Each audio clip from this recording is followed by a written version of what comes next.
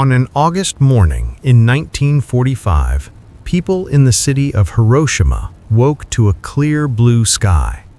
Workers headed to factories, children walked to school. Streetcars rattled along their routes. Above them, at 30,000 feet, a lone American bomber approached, carrying a weapon unlike any the world had ever seen. By the end of that morning, Hiroshima would be a ruined landscape. 3 days later, another city, Nagasaki, would suffer a similar fate. The age of atomic warfare had begun. To understand how these bombs came to be used, we have to go back several years and thousands of miles away.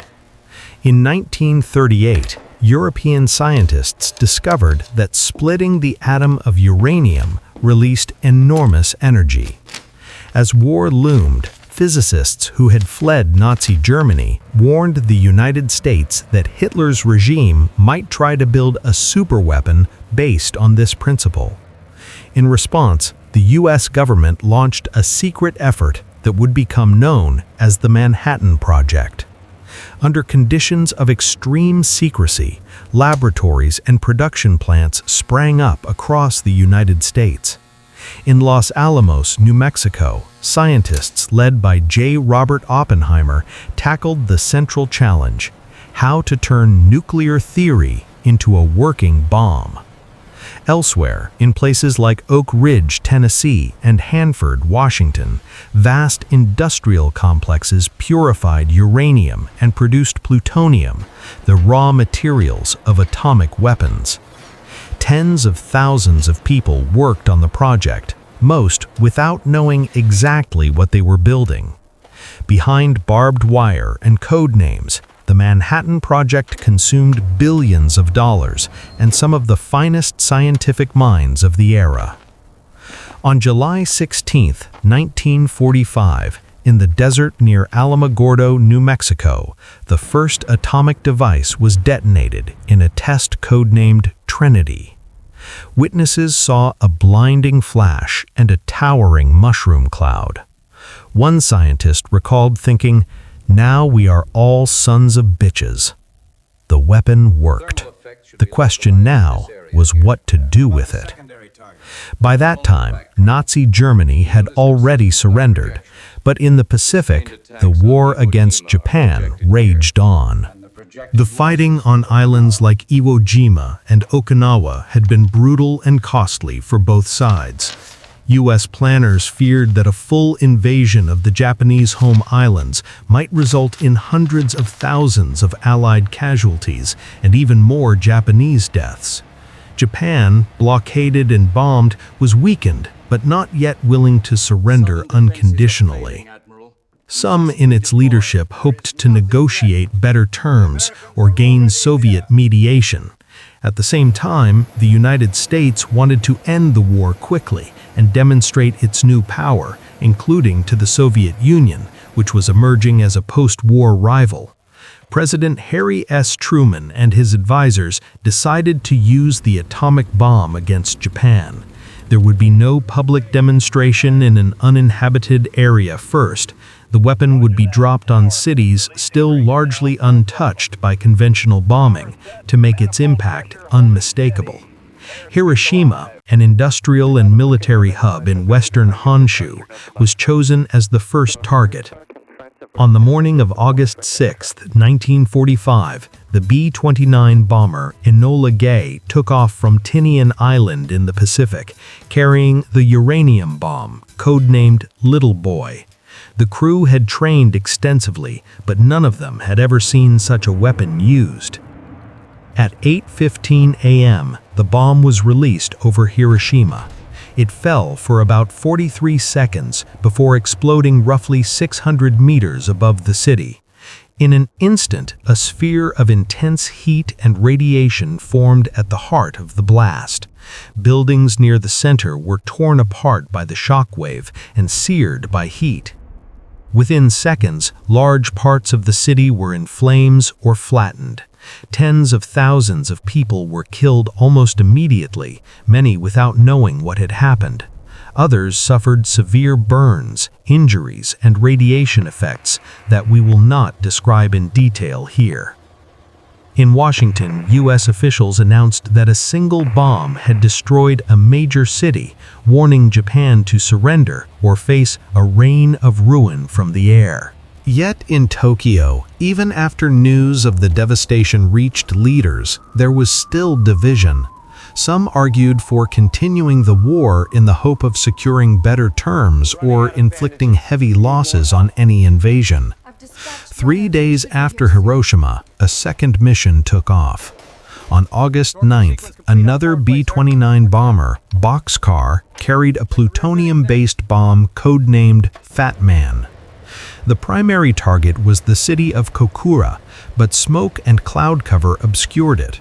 After multiple passes, the crew diverted to the secondary target, Nagasaki, a port city with shipyards and arms factories. At 11:02 a.m., the bomb detonated in the sky above Nagasaki's Utakami Valley.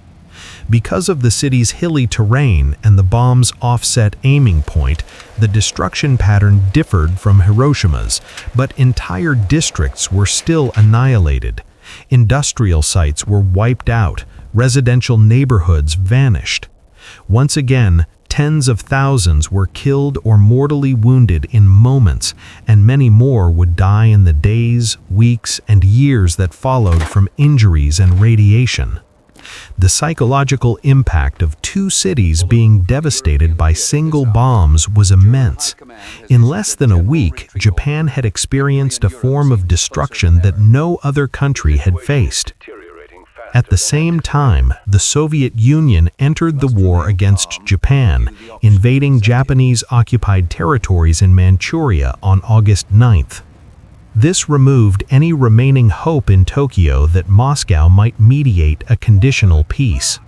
Inside the Japanese government, fierce debate continued. Some military leaders wanted to fight on, perhaps staging a final symbolic defense of the homeland. Others, including Emperor Hirohito, came to believe that continuing the war would mean the total destruction of the Japanese people. On August 15, 1945, the emperor addressed the nation by radio, something he had never done before.